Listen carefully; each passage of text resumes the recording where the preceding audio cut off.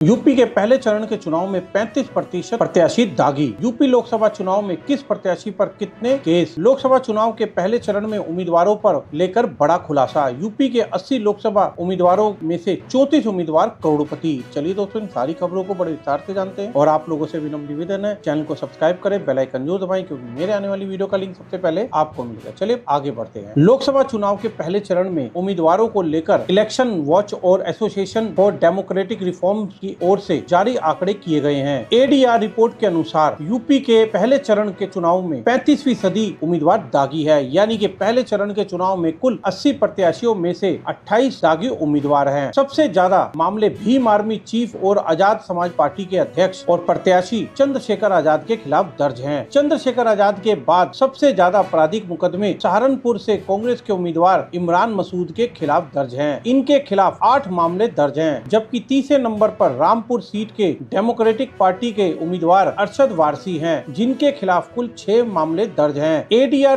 द्वारा जारी की गई रिपोर्ट के अनुसार 23 उम्मीदवारों के खिलाफ गंभीर आपराधिक मुकदमे दर्ज हैं। बीएसपी के 5 यानी कि 63%, सपा के 3 यानी कि 43%, बीजेपी के 3 यानी कि 43% उम्मीदवारों के खिलाफ आपराधिक मुकदमे दर्ज हैं। जय समता पार्टी के 2 में से 2 उम्मीदवार, आजाद समाज पार्टी के 1 में से 1 उम्मीदवार, रालोद के 1 में से 1 उम्मीदवार, कांग्रेस के 1 में से 1 उम्मीदवार के खिलाफ आपराधिक मामले दर्ज हैं। अगर गंभीर आपराधिक मामलों की बात करें तो बीएसपी के 50%, सपा के 29%, बीजेपी के 14% उम्मीदवारों के खिलाफ गंभीर आपराधिक मामले दर्ज हैं। जबकि गंभीर आपराधिक मामले वाले उम्मीदवारों की लिस्ट में जय समाज party, Azad Samaj party, RLD, Congress के सभी उम्मीदवार शामिल हैं। इस रिपोर्ट के अनुसार यूपी के 80 उम्मीदवारों में से 34 उम्मीदवार करोड़पति हैं। बीजेपी के सभी 7 उम्मीदवार, बीएसपी के 8 में से 7 उम्मीदवार और सपा के 7 में से 5 उम्मीदवार करोड़पति हैं, जबकि कांग्रेस का एकमात्र उम्मीदवार भी करोड़पति सूची में है। बीएसपी उम्मीदवारों के औसत संपत्ति की बात करें तो वह लगभग 13.19 करोड़ रुपए के करीब है।